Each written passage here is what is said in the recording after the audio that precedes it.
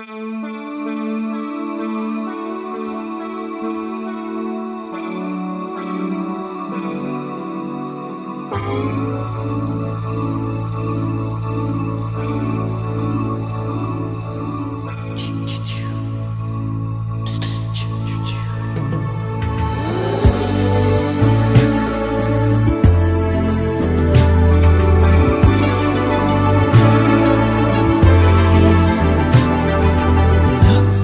out across the nighttime, city winks a sleepless eye. Yeah, I'll always shake my window, sweet seducing sighs. If they say why, tell them that it's misfortune. Why, not they do it that way? I like this way. Why,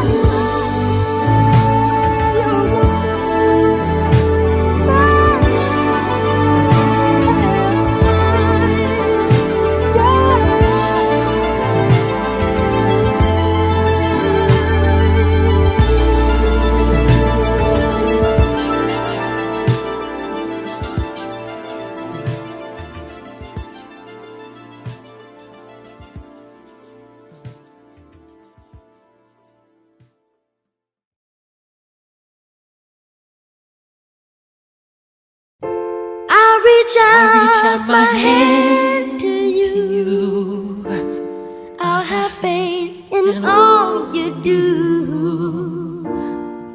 Just call my name and I'll be there. If you should ever find someone new, I know he better be good to you. 'Cause if he doesn't, I'll be there. Don't you know, baby, yeah, yeah, I'll be there. I'll be there. Just call my name. I'll be there.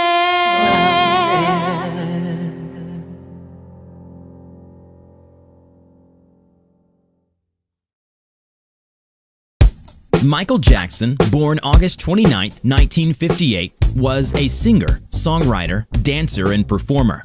Known as the King of Pop, Michael was known for his catchy music and unique dance moves. With 5 solo albums, Michael's music ranges from pop,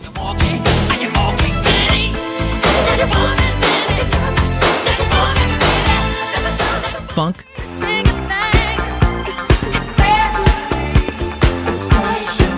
and R&B I do. If I can't be with you, the world could not go on. So every night I pray to rock,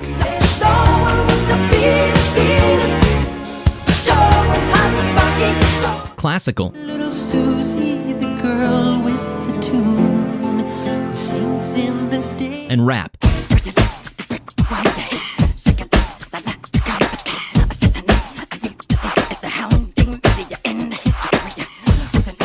While his music was known to everyone around the world, his humanitarian work was left in its shadow. And while popular amongst fans, the critics had their own relationship with Michael. Rumors, scandals, and lies haunted Michael's life from a very young age and never left him to rest. Even after his death, opportunists and proven liars are still given a platform to ridicule the artist.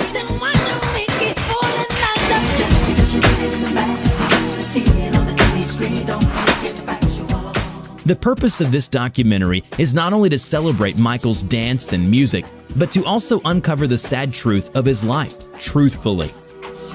They say he's homosexual.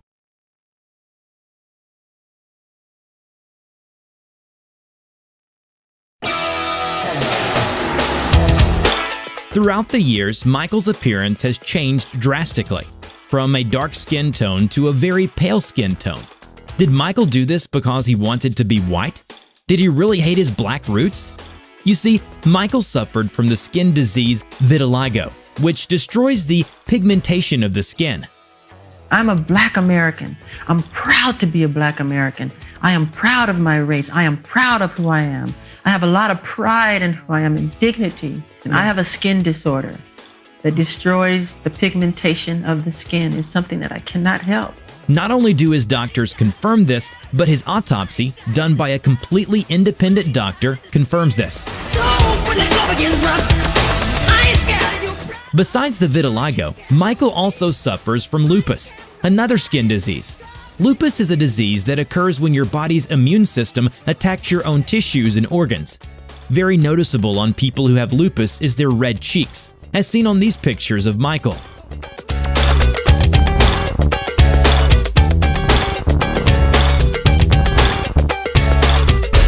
But what about his nose and the various wigs he wore?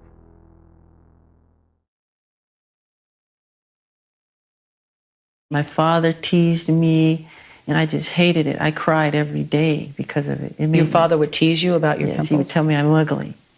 Your father would say Yes, that? he would.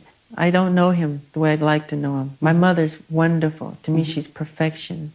I just wish I could understand my father. But I do love him, Yes, I and understand. I am forgiving.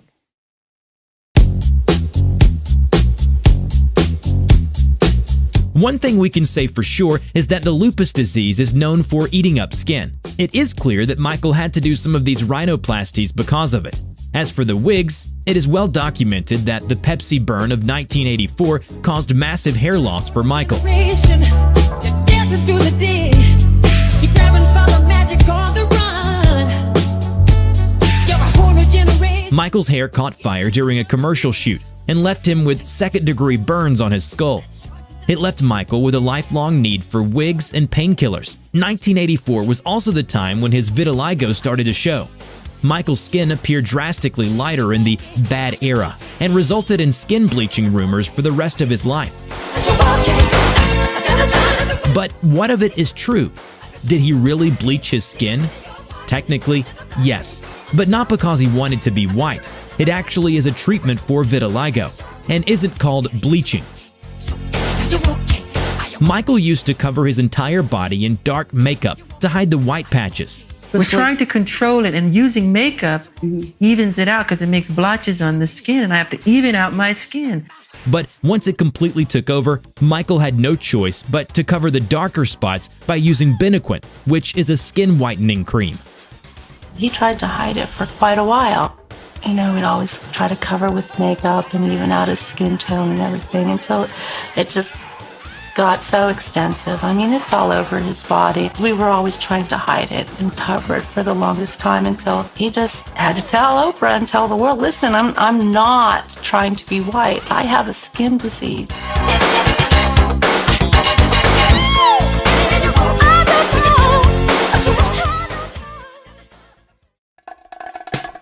Michael's sexuality has always been a gray area, at least to the public. Those who knew him, and Michael himself, have always said that he was a straight man. Not that it matters, but the truth is Michael was a heterosexual man. From his lifelong crush on Diana Ross to literally marrying the daughter of Elvis Presley, Michael has always been surrounded by beautiful ladies.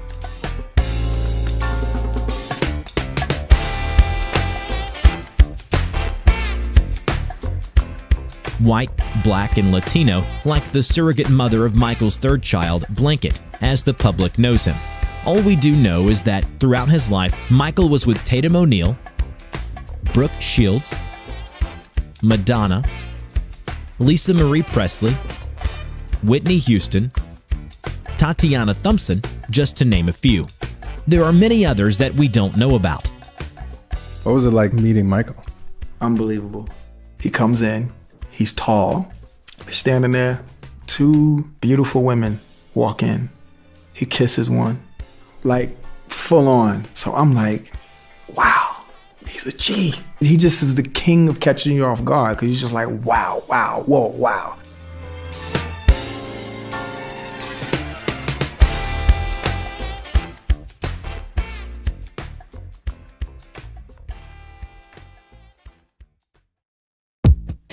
Let's take a break from these heavy subjects and move on to the production side of things. Throughout Michael's career, many talented producers got the chance to work with him. Most of you already know longtime producer Teddy Riley,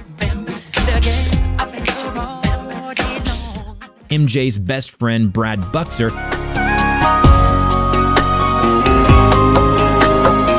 and Darkchild, who got to be a part of Michael's final album. Just wondering. But it seems like people tend to forget the legendary producers behind Michael's biggest hits. This segment is dedicated to the producers who worked hard behind the scenes and are left forgotten or taken out from the credits. And no, it's not Quincy Jones, who just sits in a chair and does absolutely nothing. Take Smooth Criminal, for example, a song entirely created by John Barnes, with production credits stolen by Quincy Jones. So she went to the bedroom. She was struck down. It was her doom. John Barnes quite literally came up with the famous muted piano pattern by himself and composed the entire song together with Michael Boddicker, Michael Jackson, and Chris Correll. Or Rod Temperton, who composed and arranged Thriller, whose credits got stolen by Quincy Jones yet again.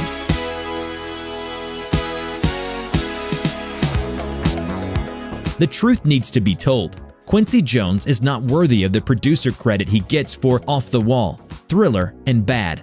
95% of the songs on those albums aren't composed, produced, or created by him.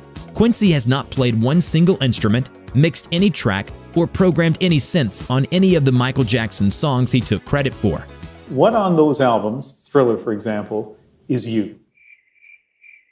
You know, you have his music, some of his writing, some of his influence. We take his stuff and take it to another level. And no, Quincy, you did not take Michael to the next level. John Barnes did. Michael Boddicker did. Chris Correll did. Rod Temperton did. Teddy Riley did. Rodney Jerkins did. And of course, Brad Buxer did. True producers who create songs, play on the tracks, mix the tracks. John Barnes, may you rest in peace, knowing you composed and produced one of the greatest musical pieces ever.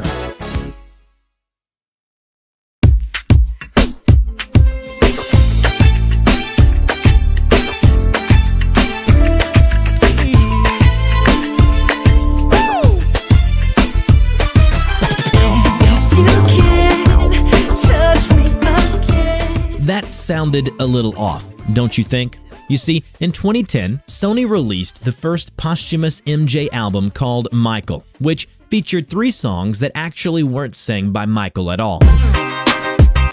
These 3 songs were produced by Eddie Cascio, a longtime friend of Michael. So, what happened? Why didn't Michael sing these songs? Who's the actual singer? There's 2 options, of which both sound realistic.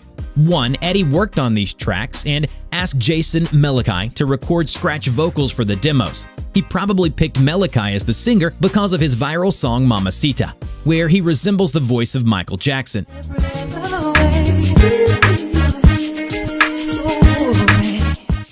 These demos would have eventually been shown to Michael, recorded by him, and released to the public. But Michael died, and Eddie couldn't accept that his years of work went to waste and presented them to Sony as legitimate Michael Jackson tracks.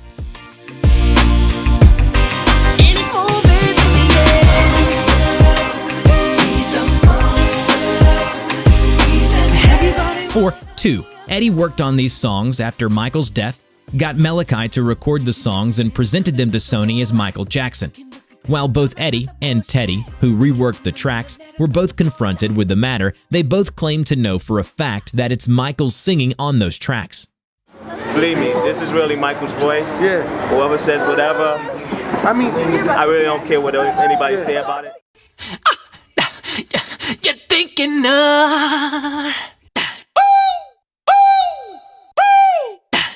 you keep on breaking the news, breaking the news.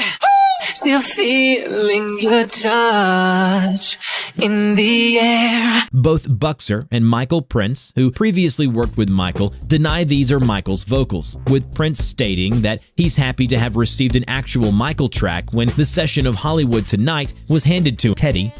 I bring the hard drive down there, and he puts it on, And I don't know what's going on. I don't know what songs he's working on. And he comes up to me and he goes, finally, something I know is Michael. Breaking news. Keep Your Head Up. Birds in the tree. And Monster You can look at them coming out the walls. You can look at remain available to be purchased and streamed under Michael Jackson's name. In the end, it is Eddie who has to walk with this feeling of guilt for the rest of his life. We all know the stories we've seen on the news. James Safechuck and Wade Robson accuse Michael Jackson of sexual abuse. And most of you have probably seen the hit piece one-sided documentary Leaving Neverland. He told me if they ever found out what we were doing, he and I would go to jail for the rest of our lives. Secrets will eat you up. You feel so alone. I want to be able to speak the truth as loud as I had to speak the lie for so long. Money.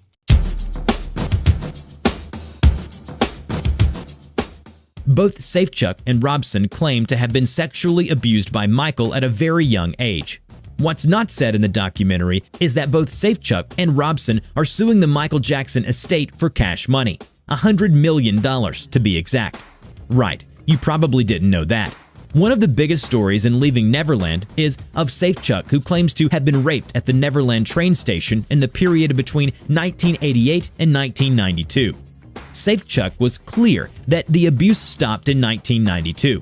The problem is that the train station did not even start construction until 1993, which makes it impossible for Safechuck to have been abused at this location.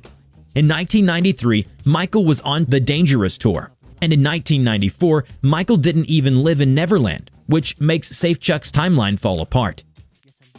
This aerial picture, taken in August of '93, shows that the train station hasn't even started construction yet.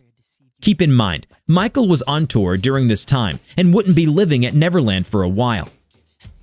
Another ridiculous story was that Safechuck and Michael had their honeymoon in 1988 at Euro Disney. The problem is that Euro Disney didn't even open until 1992.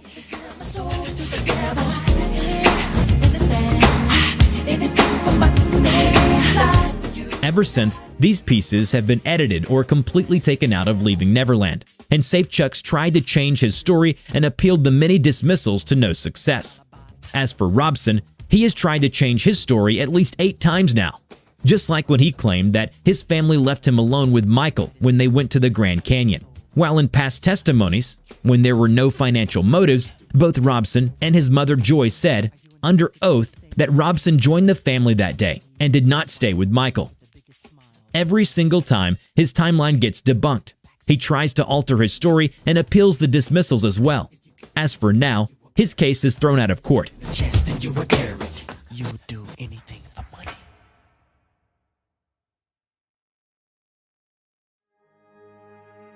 Knowing that with all the hundreds of sick children and families Michael took care of, only 5 came forward and said something.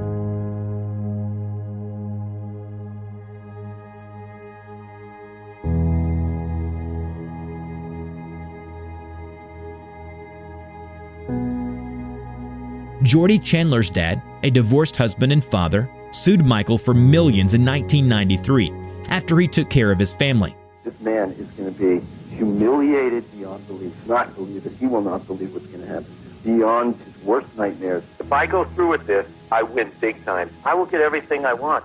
Chandler sued his parents afterwards and does not talk to them to this day.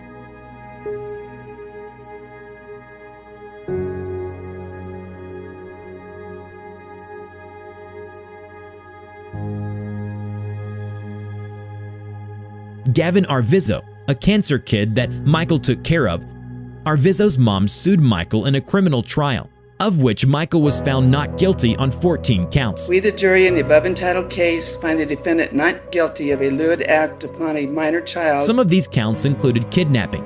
Camera footage showed Arvizo's mom walking in and out of Neverland when Michael wasn't even around. Not to mention the Neverland raid done by the police, who found absolutely nothing, and the FBI investigation, which, again, led them to nothing.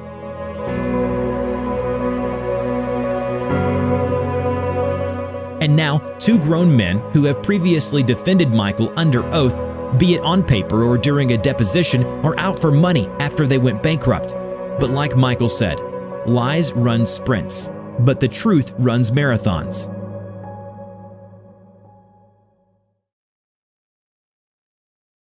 Nowadays, we still see many artists being influenced by Michael Jackson and proudly showing this off on their live shows or music videos. Take BTS for example, the biggest band in the world, with over millions, if not billions, of ARMY fans. They pay a huge tribute to Michael in one of their latest #1 hits.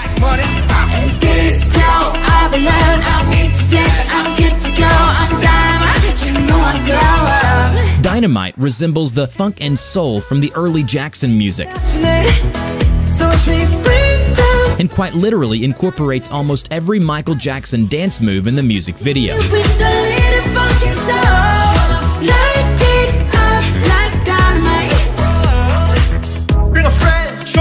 Not only are BTS huge MJ fans, their fans, the ARMY, are now as well. Millions of new fans joined the MJ fam thanks to BTS. As for us, fans, we still keep MJ's legacy going after all these years.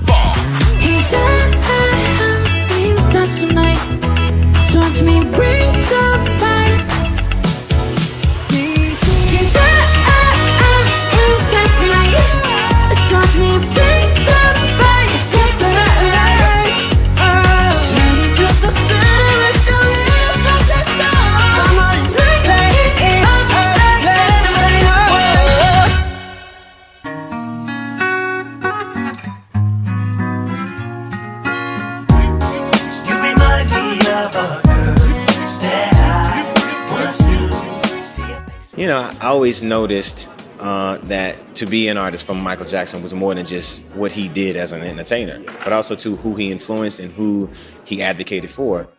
One thing that really inspired me to be reminded that I'm moving in the right direction was, you know, to perform, to dance and actually sing. It's a talent, it's a gift, don't take it for granted. That stuck with me forever.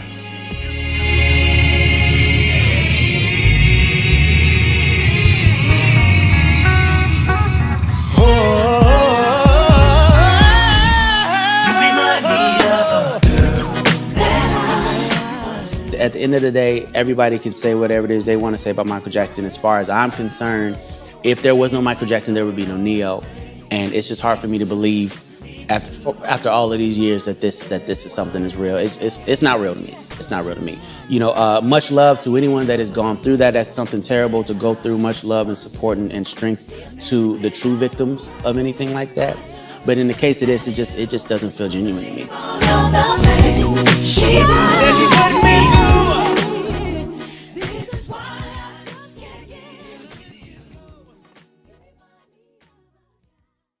And of course, the story of Michael Jackson wouldn't be complete without mentioning Prince. The rivalry they had going for years was seen as bad blood in the eyes of the public. It actually wasn't. According to many mutual friends, they were very friendly behind the scenes. The rivalry ended up being one of the biggest hoaxes ever. While many artists turned their back on Michael during his lows, Prince was always there to tell people to chill and wait it out. He knew about the music industry and knew how far the higher-ups would go to get what they wanted. In this case, the Sony ATV music catalog. Every single time the Beatles would be played on the radio or Eminem released a song, Michael would get paid. Regardless, Prince was there for Michael, and he should be remembered as a friend, not an enemy or rival.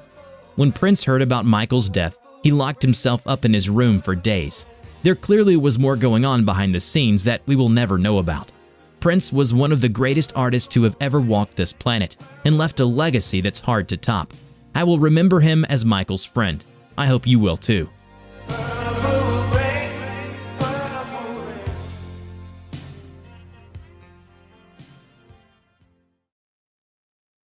Favorite songs, but we're gonna give it to you the old-fashioned way. After the Jackson 5 were formed in 1964, the brothers immediately started performing at schools and small theaters. Their very first concerts in the United States led them to success and expanded their tour to Europe in 1971. Everybody clap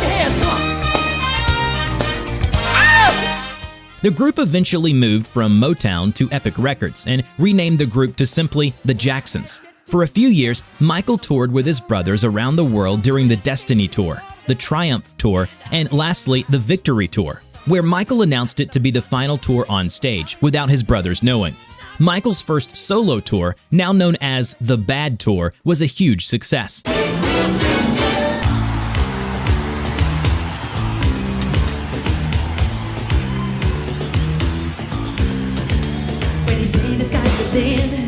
For the very first time, people got to see Michael perform his solo songs the way it sounded on the albums, without the brothers' backing vocals. The tour, which started in Tokyo, lasted for 16 months and saw Jackson visit 15 countries. On one of the 7 sold-out Wembley shows, Princess Diana and Prince Charles were in the audience. It's still widely seen as Michael performing in his prime. The look, the energy on stage, and most importantly, the live vocals made this tour arguably his best tour. Although songs like Smooth Criminal, The Way You Make Me Feel, and Bad were lip-synced starting in 1988, 90% of the tour was sang live. The Bad Tour was originally going to be Michael's first and last solo tour. But after the success of the Dangerous album, the Dangerous World Tour was announced. The tour started in 1992. With mostly the same band, but now replacing John Clark on main guitar was David Williams, and replacing both Rory Kaplan and Chris Currell on keys was Brad Buxer. The changes to the band brought that authentic Michael sound with it. The original guitar player of the Billie Jean solo and the Smooth Criminal solo now performed these live as well. With Greg Phillinganes leading the band and Lavelle Smith co-choreographing the dancing, the show was well received and made for killer sound and visuals. Everything went well until the allegations of 1993 caused for a lot of cancellations. Yeah, I'm just gonna watch.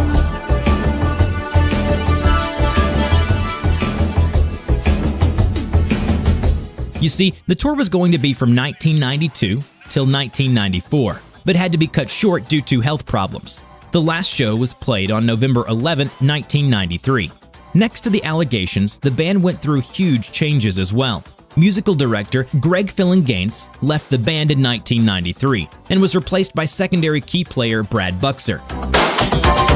Brad brought along Isaiah Sanders to play Greg's parts. Jennifer Batten, the well-known female guitar player, also left the band in 1992 and was replaced by Becky Barksdale.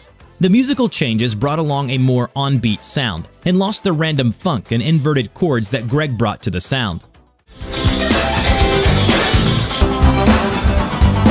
The band resembled an early version of what would be the History Tour band.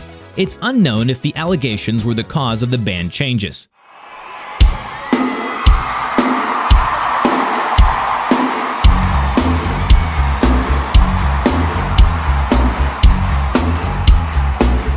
The History Tour, which started in 1996, is probably seen as the most controversial tour of the bunch. While the band was the most snappy and tight it's ever been, vocally, mostly everything was lip-synced. Songs like Billie Jean, Beat It, Thriller, and Rock With You, which were previously sang live, were now fully lip-synced. She was more like a beauty queen from a movie scene. What I'm about to share with you are never-before-heard live vocals from the History Tour, live in Munich, 1997.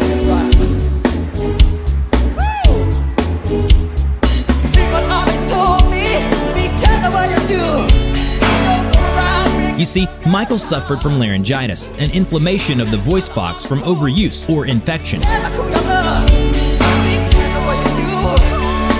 With Michael singing for years and never really preserving his voice, it was bound to happen. As you heard, the best thing he could do was lip sync. There's no way anyone would have enjoyed the show with live vocals. One positive is that because he could focus on the dancing, he delivers one of the best dance performances ever. The part that's most worrying is the fact that Michael is singing underneath the playback, even though no one would have ever heard it at all. This only continued damaging his voice and slowed the healing process, causing vocal problems in later eras. But on other songs, like Beat It, for example, Michael actually sounded quite nice. No one was to beat it, beat it. Show how and somehow still managed to hit most of the notes. But the question we all want to know the answer to, was History 25 ever planned? Just beat it. I can confirm with great confidence that in late 2020, History 25 was still in development, but eventually got canceled. I unfortunately cannot show the actual footage, but these screen grabs come from an actual native 1080p HD digital version of Munich, along with a brand new sound mix by the estate. The files are dated late 2020 and were most likely canceled due to COVID.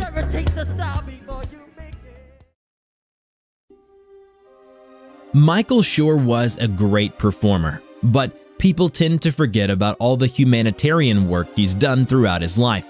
From donating the money he made from his tours to quite literally inviting families of sick children to stay and be taken care of at Neverland.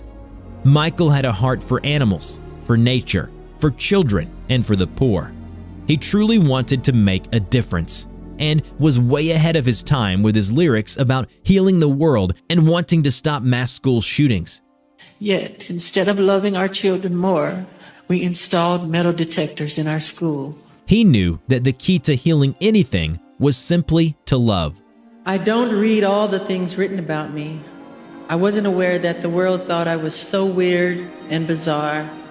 But when you grow up, as I did, in front of 100 million people, you're automatically different. It was not a normal childhood, no normal pleasures of childhood. Those were exchanged for hard work, struggle, and pain. And that's why I love children and learn so much from being around them. I realize that many of our world's problems today are a result of the fact that children have had their childhood stolen from them. The innocence of a child's heart are the seeds of creativity that will heal the world. I really believe that.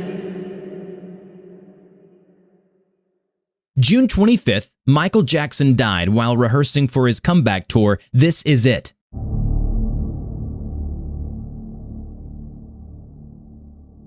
With over 50 shows planned and being inactive for years, this was Michael's time to shine and take back the crown. Sadly, we didn't even get to the first show. Dr. Conrad Murray, Michael's personal doctor for years, left Michael to die in his bedroom. When we were dispatched to a 50-year-old male, cardiac arrest. Did anybody witness what happened? No, just the doctor, sir. What he claims was him leaving the room for 10 minutes turned out to be fatal for Michael. What we later found out was shocking. Michael had been left in his room for much longer than 10 minutes. Murray even called people on the phone and got rid of evidence while Michael's lifeless body was on the bed. What we discovered was one of the IV bags had been emptied. One of the propofol bottles had been upside down inside the bag. There's a bottle of propofol inside an IV bag? I mean, one of the single weirdest details. Dr. Murray pumped Michael's body with the drug propofol, which is used in a hospital setting to keep people asleep as doctors and surgeons work on their bodies. There was a big tear, a pike or a needle that is large would have broken the top of the propofol bottle so that it could drip freely down. Basically, Murray was using the saline bag to hang the bottle of propofol from the stand, but also, I think, to hide it, because he didn't want anybody to know he was using propofol. But in this case, Murray used it to keep Michael asleep. Ultimately, the decision was made to charge Dr. Murray with involuntary manslaughter as opposed to second-degree murder. Recordings, done secretly by Murray, capture a very drugged Michael slurring about wanting to create a children's hospital. In his words, he felt their pain. I'm taking that money, I'm building children's hospital, the biggest in the world. Michael Jackson Children's Hospital.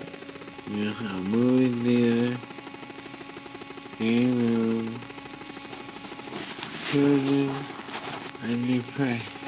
I'm gonna get out of them. And that will be remembered more than my performances. And I love them because I didn't have a childhood. I had no childhood. I feel their pain. I feel their hurt. I can deal with it. You're the world. We are the world. Will you be there? The lost children.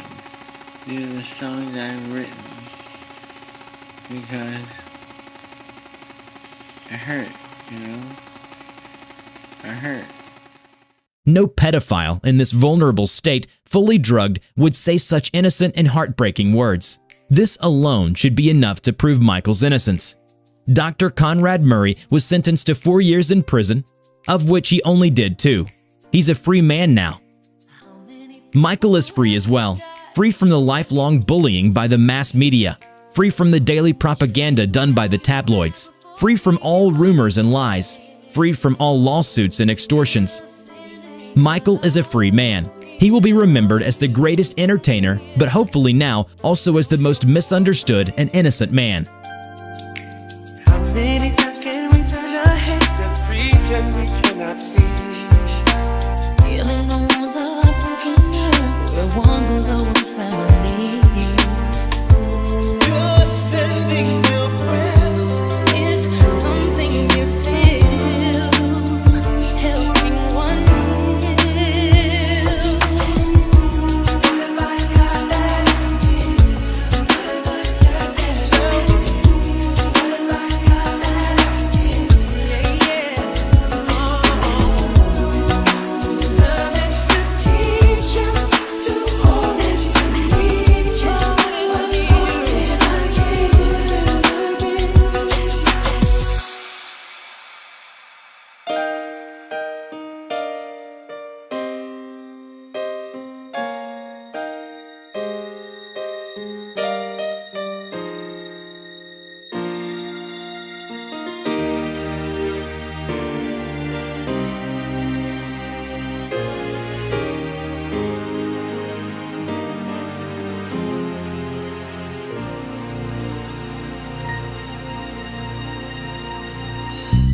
no sense pretending it's over. Hard times just don't go away. You gotta take that chip over your shoulder.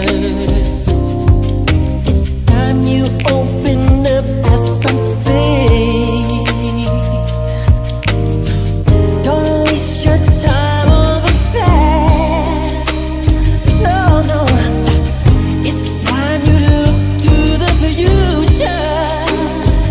Oh, it's all right there if you ask. I'm telling you to open your mind.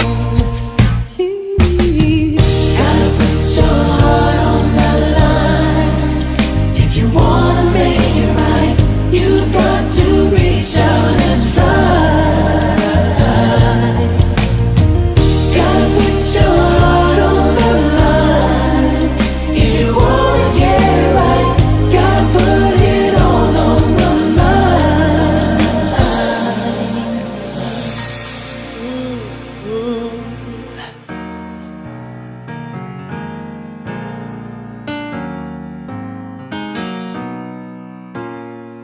He got kicked in the back. He said that he needed that. He hot wheeled in the face. He daring to motivate. He said one day you will see his place in world history. He dares to be recognized. The fire's deep in his eyes. How many victims must there be? Slaughtered and vain across the land. And how many struggles must there be before we choose to live the prophet's plan? Everybody sing. Every day create your history.